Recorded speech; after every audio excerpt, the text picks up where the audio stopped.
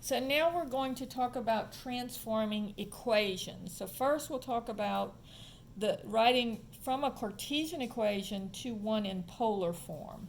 So let's say, for example, I have x squared plus y squared equals 9. Now, here are the equations that I'm going to look at. So these are the equations I gave you originally, or I can rewrite this one as the tangent of theta equals y over x. I won't use that a whole lot anyway. But anyway, all I'm looking for here is I want to change things from x's and y's to r's and thetas. Well, if you look right here, this says x squared plus y squared equals r squared.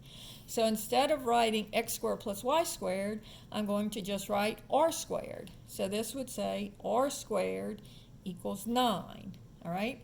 So notice that this is a circle. If you remember from back in your algebra days, this is a circle at the origin and the radius is 3. And what is this? This says r equals 3.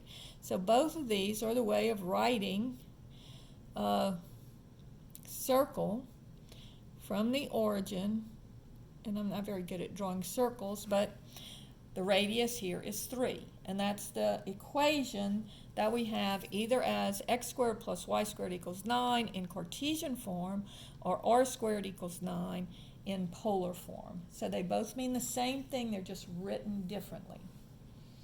All right, so problem 2. What if I have x squared plus y squared equals 6y? All right, so again, I'm trying to change everything to r's and thetas. So again, what is x squared plus y squared? X squared plus y squared is just r squared, is equal to 6 times y. Well, what is y? Y is r sine of theta. And so there you have converted from x's and y's to r's and thetas, from Cartesian equation to a polar equation. Okay, problem number 3. Y is equal to 3x plus 2. Okay, so this would be, what is y? I want to convert it to sines and cosines and r's. So y is r sine of theta.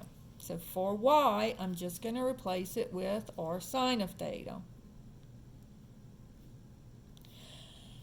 Equals 3 times x. And what is x equal to? R cosine of theta plus 2.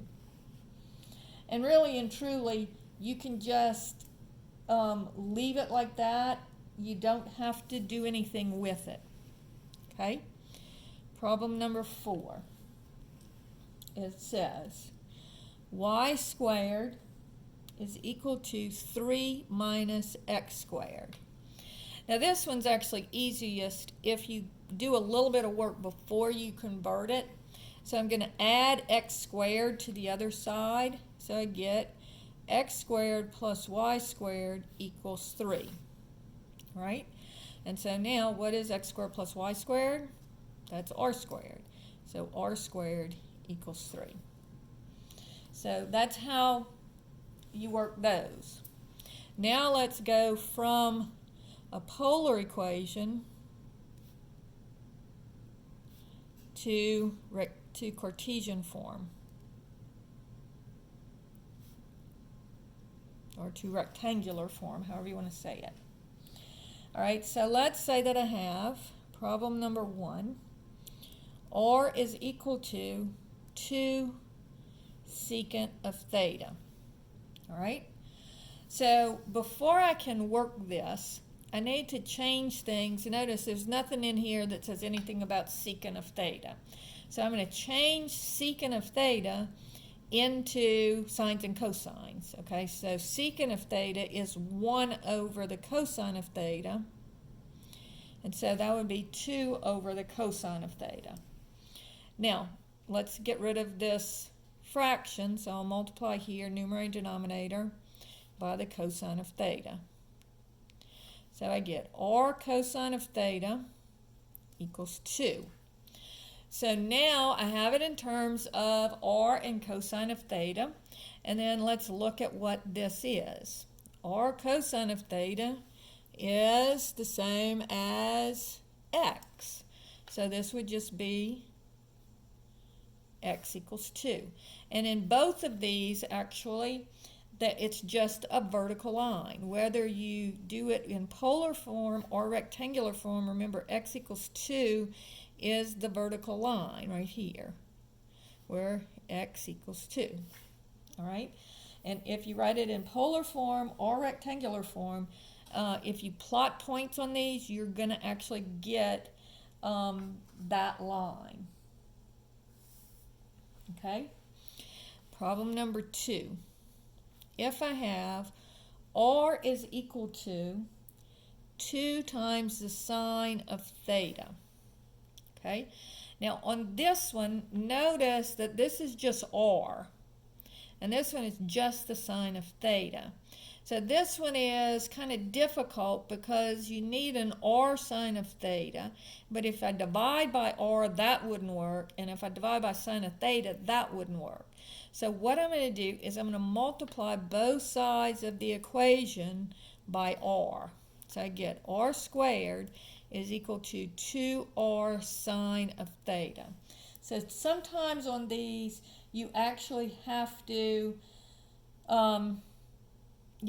actually multiply by r, kind of fix the equation a little bit before you can change it from polar to rectangular or rectangular to polar. So now, what is r squared? So let's look up here. R squared is x squared plus y squared is equal to 2, and then what is r sine of theta? Well, that's y. So now, instead of having things in terms of r's and thetas, I have things in terms of x's and y's. So that's what I'm trying to do. On all of these, from polar equation to Cartesian equation, I'm trying to go from r's and thetas to x's and y's. Okay?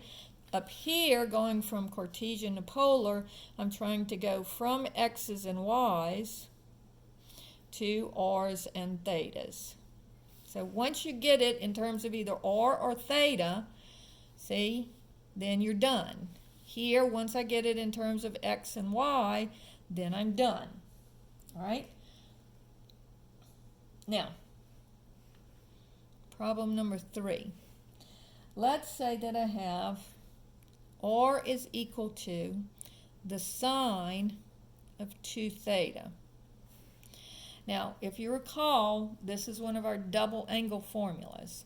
So this is equal to, r is equal to 2 sine theta cosine theta. All right? So now I need an r here and I need an r here. So I'm going to multiply everything by r squared, because I want this to be r sine theta and this to be r cosine theta.